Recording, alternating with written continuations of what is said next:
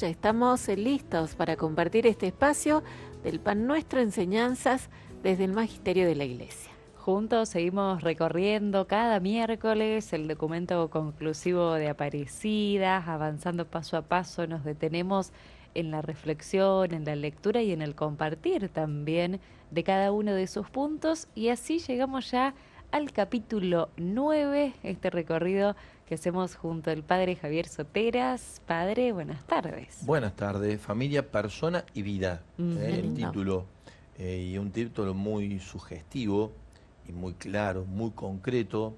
Estamos en los procesos de identificación del impacto social que el Evangelio, el anuncio de la buena noticia tiene para los discípulos misioneros, y sin duda el ámbito de la familia es donde se desarrolla la vida de la persona y donde se proyecta también la vida de las comunidades, de las sociedades. Por eso el documento pone particular énfasis en reafirmar la perspectiva de donde la Iglesia, siguiendo el Evangelio, la buena noticia de Jesús y su tradición, entiende la configuración de la familia y qué implica esto desde el momento en que Jesús se hace carne, digamos, ¿no? Hay un texto que es muy decidor respecto de esto cuando aparece aquel cuestionamiento de algunos que le preguntan a Jesús si es posible divorciarse de la mujer, del varón. Jesús aclara que en el principio no era así el estado de vida de comunión de varón y mujer. En el principio era así, que ellos tenían un modo de considerar el vínculo varón y mujer de una manera que pudieran darse estas licencias por la dureza del corazón de ellos, va a decir Jesús, pero al principio no era así. Y Jesús lo que viene a hacer es mostrarnos el proyecto de Dios como es pensado desde el principio. Por eso, a mi manera de entender, esto es una lectura que yo hago a la luz de esto, más lo que dice el Magisterio y particularmente cuando sobre el matrimonio habla el Catecismo de la Iglesia Católica, a nosotros nos toca una vez más anunciar a Jesús con fuerza para que se entienda que el vínculo varón y mujer en términos sacramentales es una novedad que trae el Evangelio de Jesucristo, que por lo tanto de alguna manera no se puede esperar que otros así adhieran a Él si no tienen esta experiencia de encuentro con el Señor. Claro. Y es muy necesario entonces ubicarnos en los distintos modos de configuración, de convivencia que hay hoy, y entender que sin juzgar, que lo que nos toca a nosotros en todo caso es anunciar, proclamar e invitar a las personas a enamorarse de la riqueza de este vínculo y de este sacramento, y a partir de ahí pensar y soñar con la configuración de sociedad a partir de la familia que Jesús espera. Muy bien. ¿Se entiende, no es cierto? Sí, O sea, sí, totalmente. eso nos ayuda a ingresar al documento desde una perspectiva propia de la Claro. comprensión que hacemos desde el mensaje de Jesús en un contexto de una pluralidad de formas de configuración de convivencia social que no tienen mucho que ver con nuestra manera de comprensión de cuál ha de ser el núcleo fundante de la vida de la sociedad, en la configuración de una familia a partir del vínculo varón y mujer y la proliferación en la vida de los hijos con una manera responsable de traerlos a la vida y educarlos y acompañarlos en su proyecto de vida. Esto es lo que básicamente nosotros reafirmamos de nuestra identidad cristiana, católica, porque ahí está, para nosotros también está el sacramento en este sentido, y desde ese lugar lo proponemos. Bien. Es el marco, entonces, que nos permite empezar a compartir los puntos de este documento. Nos vamos hacia el punto 432, con el que inicia este capítulo 9, bajo el título El matrimonio y la familia. La familia es uno de los tesoros más importantes de los pueblos latinoamericanos y caribeños y es patrimonio de la humanidad entera. En nuestros países, una parte importante de la población está afectada por difíciles condiciones de vida que amenazan directamente la institución familiar. En nuestra condición de discípulos y misioneros de Jesucristo, estamos llamados a trabajar para que esta situación sea transformada y la familia asuma su ser y su misión en el ámbito de la sociedad y de la Iglesia. Bueno, no explicita bien cuáles son esas realidades que condicionan. Nosotros podríamos decir algunas que sí, las percibimos en términos más en el último tiempo, algunas perspectivas de género o algunas perspectivas ideológicas que ponen un signo de pregunta sobre el modo tradicional que tienen nuestros pueblos de vincularse a la relación de la configuración de la familia, que sin duda genera aún en las familias cristianas, católicas, algunos desajustes en lo que debería ser según nuestra vivencia y nuestra enseñanza, y eso supone que de alguna forma nosotros veamos la manera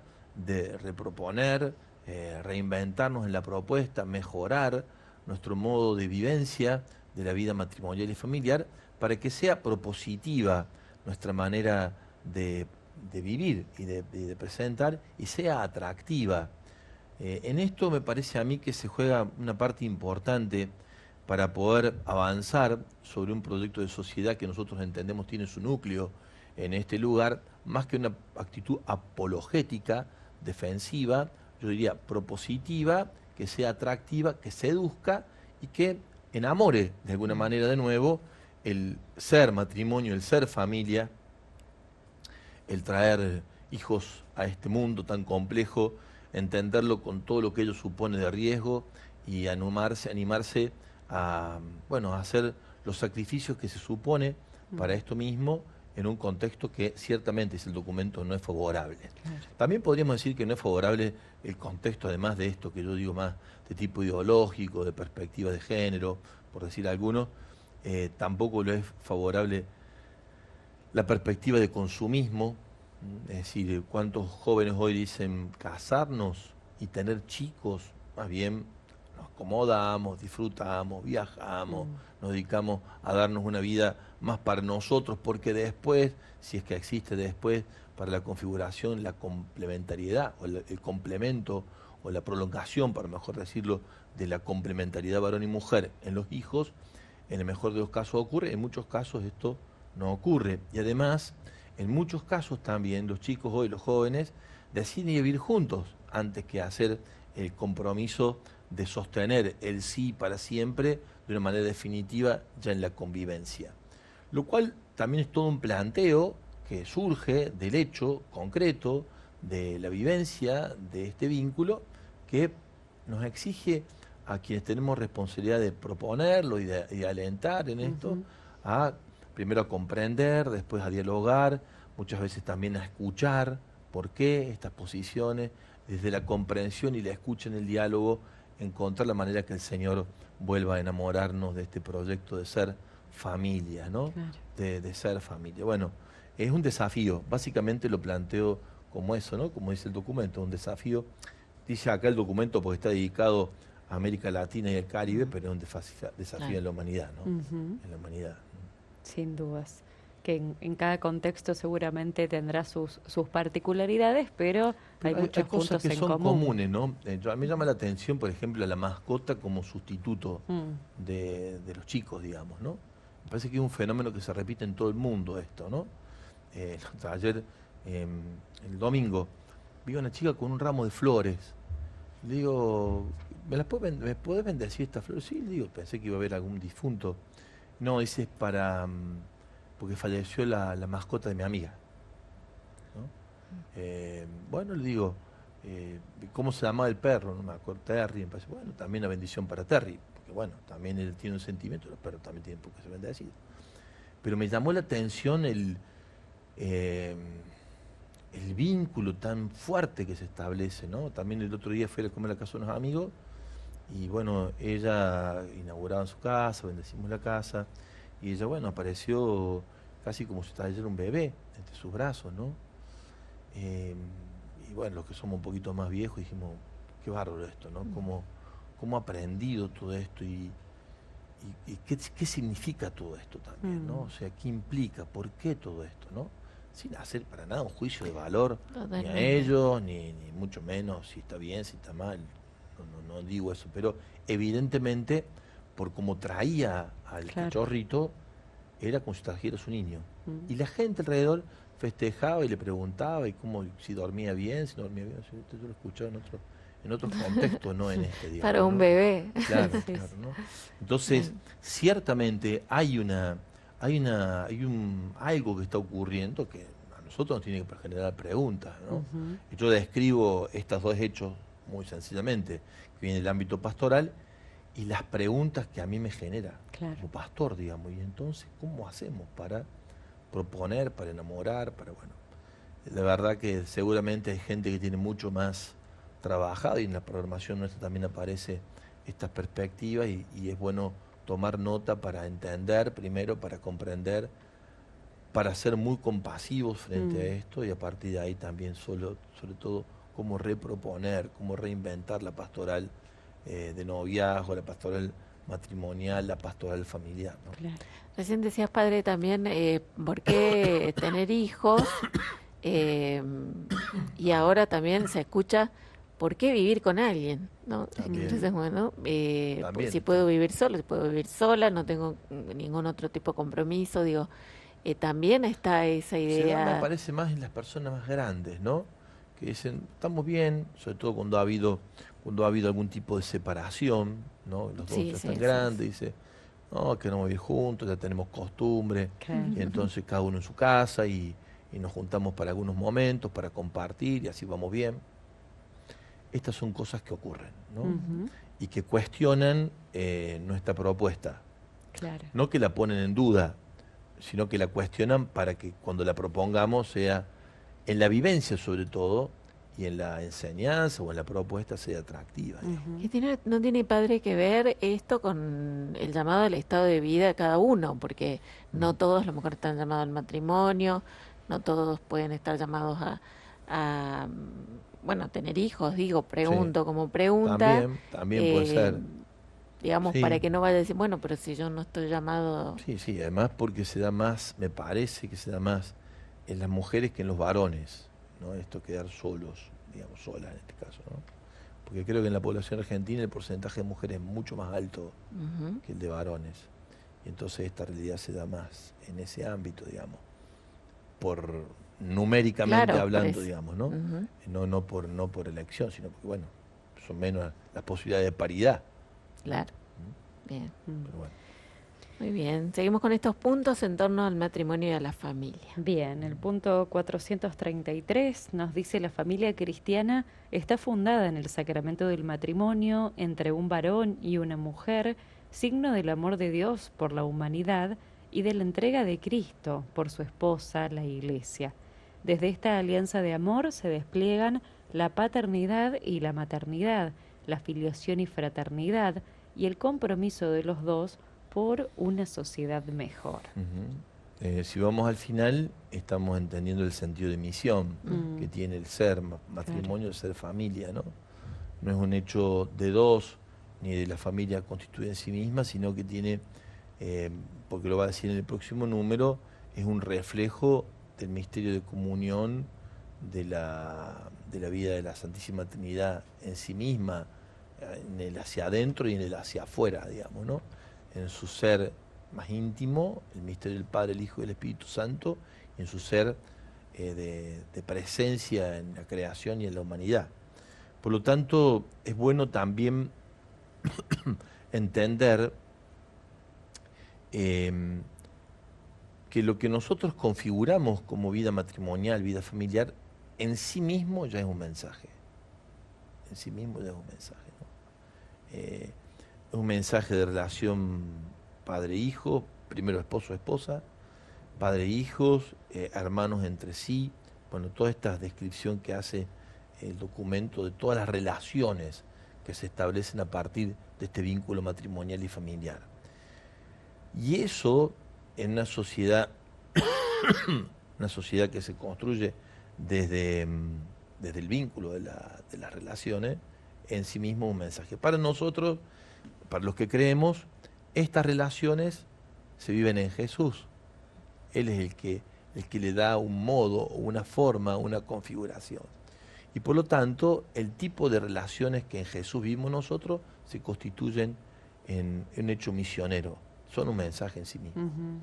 Por eso habla de lo que significa para la sociedad esta vivencia, digamos, ¿no? Claro. Podemos hacer una primera pausa en este espacio para dar lugar también a que quienes deseen participar con sus aportes, experiencias, preguntas, lo que quieran compartir, lo puedan hacer a través de nuestro número de WhatsApp. Por supuesto, para ser parte también de este momento, de este compartir, al 3518-171-593.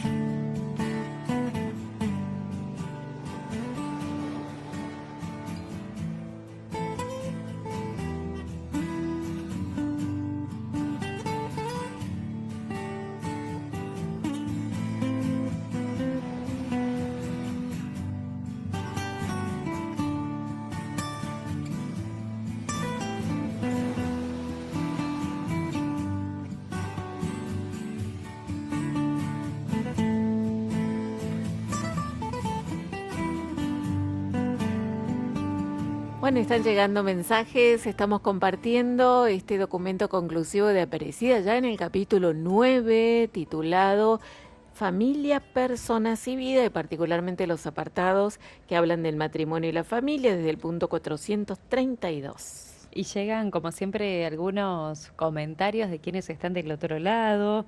Víctor dice, qué paradójico, padre. Ahora, cuando hay una revolución productiva y de facilidades de vida, la juventud no quiere tener hijos. Comparado con el pasado, que tenían muchos hijos, dice él entre comillas, aunque decían que los tenían para que más aporten al hogar. Y justo ahora que hay una crisis de espiritualidad en nuestra Iglesia Católica y en toda la Europa cristiana, es la reflexión de Víctor. Sí, en parte lo comparto tal cual, hay una crisis. No sería tan, ¿cómo decir?, asertivo en decir cuál es el motivo por el cual los jóvenes no quieren tener hijos, digamos, ¿no? Yo muchas veces me pregunto si no será porque tiene una mirada sobre el mundo que no les da tan la bienvenida, y para ganarse un lugar en un proyecto de vida es muy doloroso, y traer a alguien a este mundo en ese contexto puede ser que genere más de una pregunta, de una responsabilidad más consciente, que posiblemente en otros contextos no era así. No digo que eran actos de no responsabilidad, sino que había otro contexto, Sí. que la familia tenía otras bienvenidas, por así decirlo, ¿no? Me parece a mí que eso se juega mucho, ¿no? Porque a veces yo he conversado con algunos jóvenes que no tienen hijos, y te dicen, ¿y a qué mundo? En varias veces Claro, lo he escuchado sí. esto, ¿no? ¿A qué Sí, mundo sí. lo traemos, digamos, ¿no? ¿Y qué? Si no sé ni cómo va a ser mi vida, Claro. ¿cómo traigo otro? Es mucha responsabilidad, te dicen. Y es para escuchar eso, digamos, ¿no? También se juega mucho lo de la cultura hedonista, del placer, del disfrutar para sí. Yo no hablo de egoísmo ahí, porque sería casi una categoría, si se quiere, más moral. Yo hablo de narcisismo, que es una categoría más, si se quiere, psicológica, donde la persona se ve demasiado a sí misma y por el cuidado de sí, no tiene posibilidades de vínculo con el otro. Claro. Si eso cuesta a veces en la relación, en los vínculos, cuanto más con un otro que es fruto del amor, que viene sin saber cómo viene tampoco, ¿no? ¿Qué viene? ¿Cómo viene? ¿En qué mundo? Creo que todo eso está dando vuelta en este sentido, ¿no? Y es para bueno, para acompañar, para prestarle atención, bueno, para ayudar también, ¿no? Porque el mundo finalmente, ahí conversábamos en la reunión de la familia mundial en Alemania, ¿no? Donde la presencia musulmana es creciente, y me decía el sacerdote de Alemania y los alemanes, decían, nosotros estamos siendo colonizados por vientres. Es decir, los musulmanes avanzan sobre Alemania, le ganan la batalla cultural en el tiempo. No hace falta una guerra, digamos, ¿no? Traen chicos al mundo, pero sin ninguna historia. Mientras tanto nosotros cae la tasa de natalidad más baja, es decir, en poco tiempo más el pueblo alemán va a ser más de características musulmanas y árabes musulmanes que los germanos, digamos, ¿no? Que ha sido siempre un orgullo la raza aria, digamos, ¿no?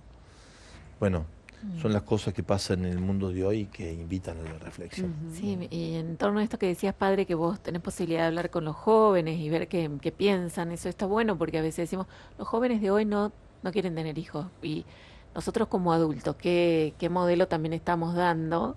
Los que tenemos hijos, pensamos cómo los cuidamos, qué decimos de ellos, cómo los criamos para que esos mismos chicos después digan, no, yo no quiero vivir esto. Puede ¿no? ser que ocurra algo de eso, puede ser. Yo no lo veo tanto por ahí.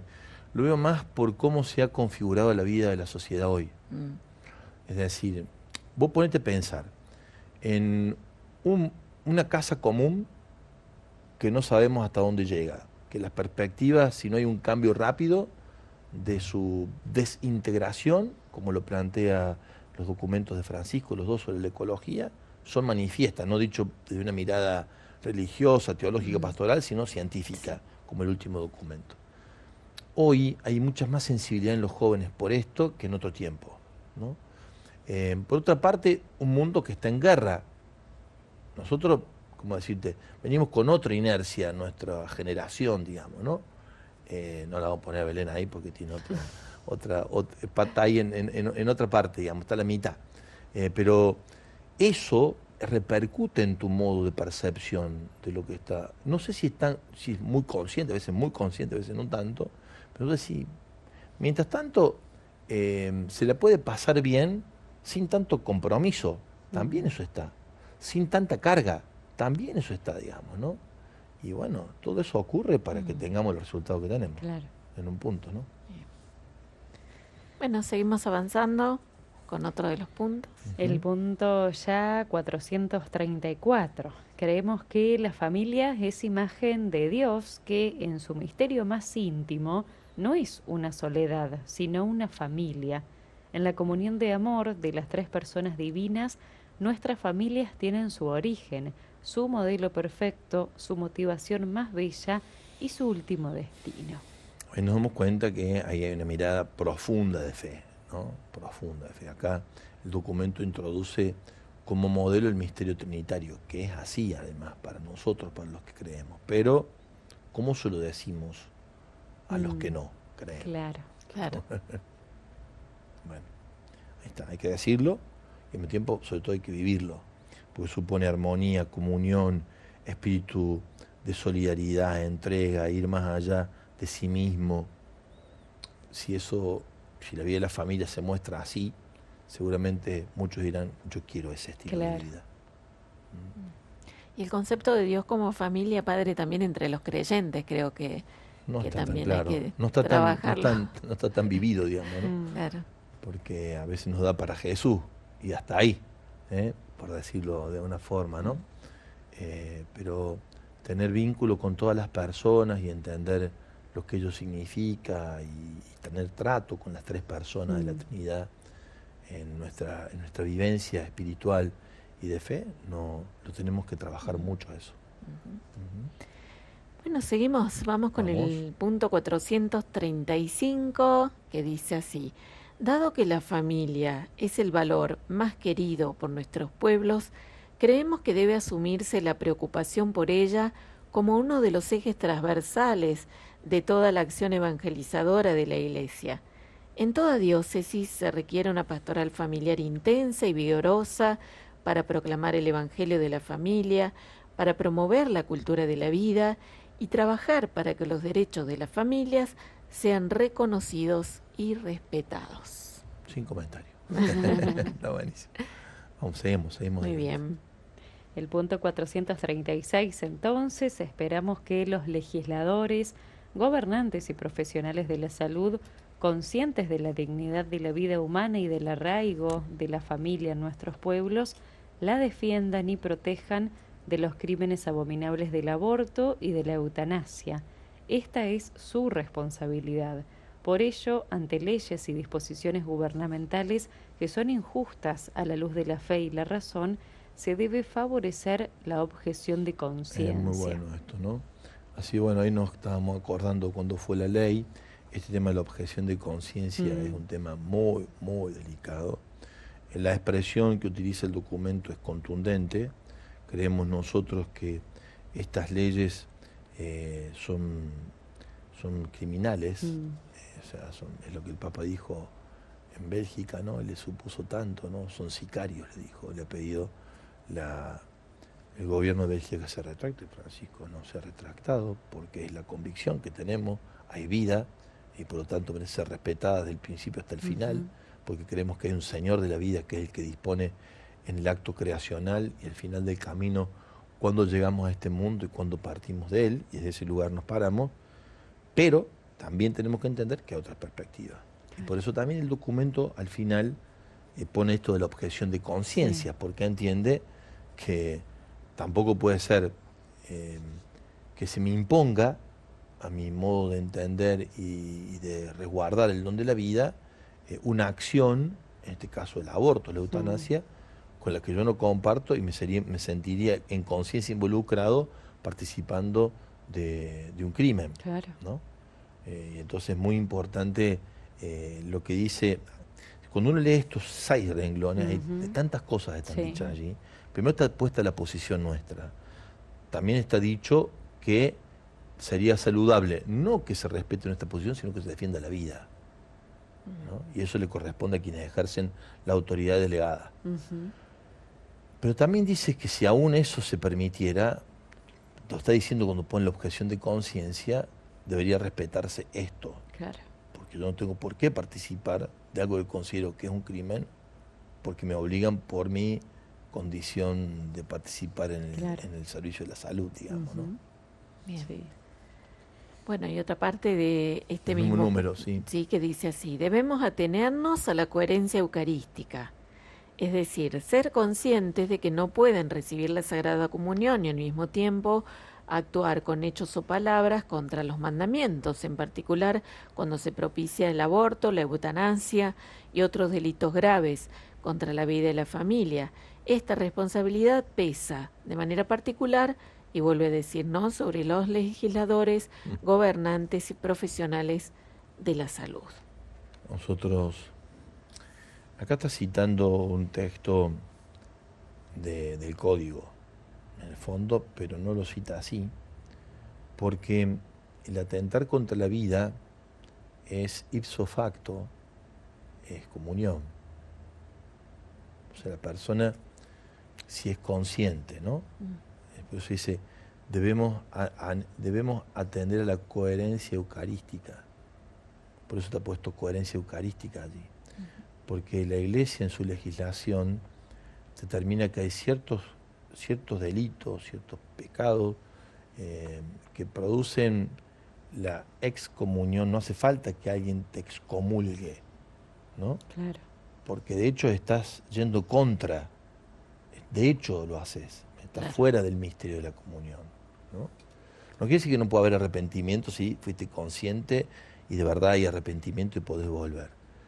Por eso habla, no le da, no, pero en el fondo está diciendo a los legisladores, a los gobernantes, a los profesionales de la salud que participan sepan que no están en comunión. Claro. Sí, pero, que sean coherentes también. Sí, pero el mal le está diciendo... Con la propia vida. Claro, primero, pero además, ¿por qué lo dice acá? Porque muchos creen que es posible afirmar que yo soy cristiano, católico, ir a misa y participar de esto. Claro. Por eso lo dice. Sí, sí. ¿Se entiende? Por eso seamos coherentes. Si estás en esto, sabés que estás afuera.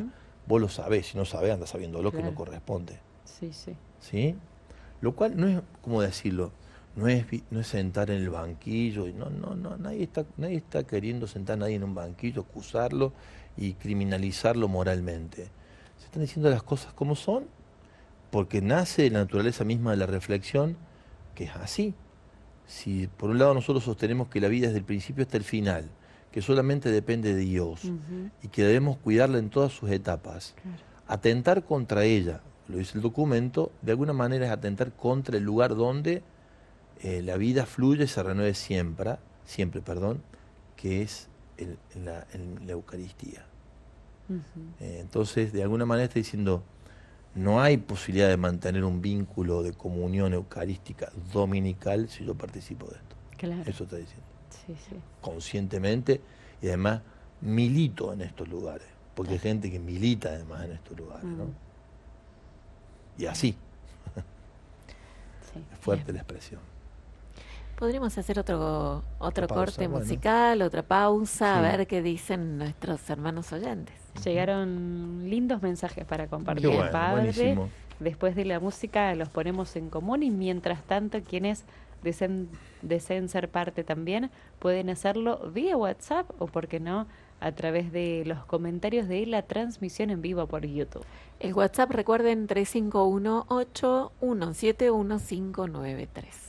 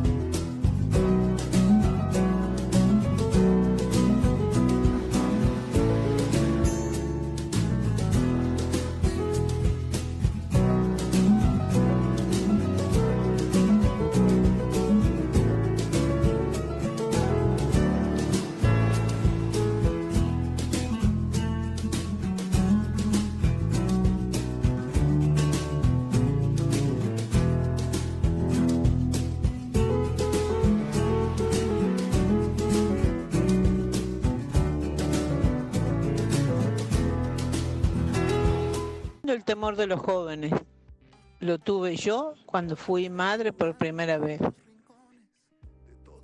pero no me parece que esa sea la decisión a no tener hijos. Me parece un poco de egoísmo, de pensar en ellos, y un hijo siempre requiere atención, requiere postergación de uno mismo, y a veces los jóvenes de hoy no están dispuestos a postergar nada por un hijo. Buenas tardes, padre. Buenas tardes a todo su equipo de Radio María. Siempre los escucho. Es un agrado porque son mi compañía siempre, en todos momentos. Estoy escuchando esta charla sobre la vida, el aborto, todas esas cosas. Yo tengo una hija que hoy tiene 25 años, que fue un embarazo por milagro de Dios. No es que voy a contar su historia ahora. Ella hoy fue madre por primera vez para el Día de la Madre, así que imaginen qué regalo tan hermoso. Pero a su vez sentía una gran tristeza porque otra madre dejaba este mundo y también dejaba 6 criaturas. La última recién nacida y otro pequeño, los otros muy pequeños, el mayor de 8 años. A ver, yo no entiendo eso, está bien, hay que dar vida, estamos para dar vida, para traer vida. Yo estoy en contra totalmente del aborto. He luchado mucho para traer mis 4 hijos al mundo, casi me costó la vida. Pero yo no entiendo esto, o sea, yo no podía tener más hijos, pero yo quería tener más hijos. Esa mamá tenía un problema de salud muy grande y el médico le dijo que por favor no podía traer más hijos. ¿Cómo se explica eso? Yo no lo entiendo y siento angustia. Una madre que luchó por traer vidas, pero también dejó vidas que la necesitan. Sé que habrá mucha gente que los atenderá, pero nadie cubrirá ese lugar de esa necesidad de madre para esos hijos. Eso es lo que yo no entiendo. Si usted me puede explicar, padre. posiblemente tampoco lo entienda.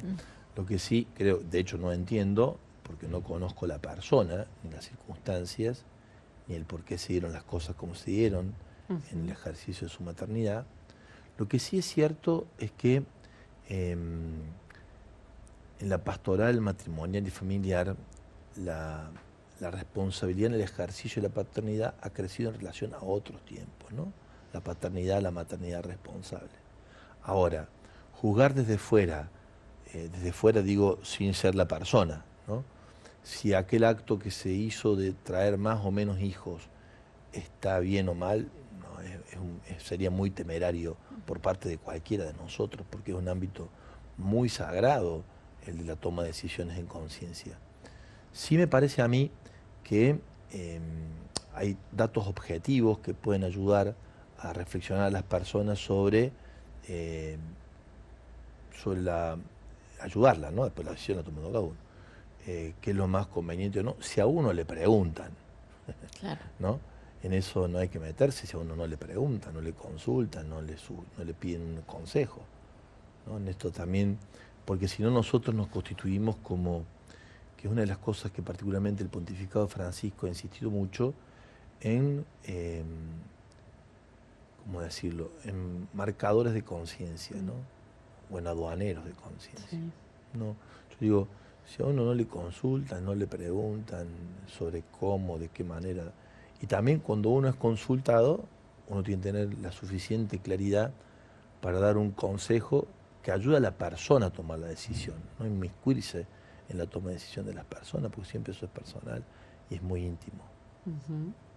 Bien. Bueno, muchos hermanos que están siguiendo la transmisión por YouTube. Por acá Mariana comparte, dice, tengo un nieto que no quiere tener hijos, pero es por todo lo que se vive en nuestra Argentina. Era algo bien mencionado. Por aquí algo similar, Gloria, hermoso tema que está tratando el padre. Mis hijos no quieren tener hijos, uno solo tuvo un hijo, fue papá. Los demás tienen miedo, dicen mucha responsabilidad. ¿Por qué será?, dice ella. Y allí también comparte que se separó, que se divorció, que sus hijos dicen que es muy difícil traer hijos al mundo y que también es muy difícil construir una familia y poder mantenerla. Yo no pude hacer eso, dice padre, lo intenté, requiere mucho conocimiento y yo no pude lograrlo, comparte Gloria. Yo no la conozco a ella, pero yo solo de tener años de cura le diría por el relato que no se cargue sobre sí la culpa que pudiera dando vuelta alrededor de la imposibilidad de sus hijos. Claro. Si ella no tuvo, como hubiera deseado, la familia que quiso construir, por las circunstancias que haya sido, que no se dio como ella soñó, no puede ser que eso condicione de tal manera que sus hijos hayan tomado la decisión de no formar su propia familia. Sería un poco como demasiado peso para tu espalda y no me gustaría. Claro. Me gustaría decirte que no te lo saques al peso. Bueno, y el último, un oyente, no tenemos el nombre, dice, gracias padre por explicar a toda la teleaudiencia el capítulo 8 y 9 de nuestro documento de Apadrecida. Y qué bueno en estos casos poder manifestar la objeción de conciencia en Argentina, siempre salvemos las dos vidas. Siempre. Dice este mensaje. Sí, toda vida. Bien, padre, vamos a ir cerrando por acá. Quedan mucho más, muchos apartados sí. muy importantes que tienen que ver con las acciones pastorales para llevar adelante, para tutelar y apoyar a toda la familia. Como decimos siempre, ¿no? Son pocos renglones lo que cada número tiene, pero merecen detenernos porque hay mucha cosa dicha entre líneas que es importante explicarlas, que ayudan a comprensión del documento. Sin dudas.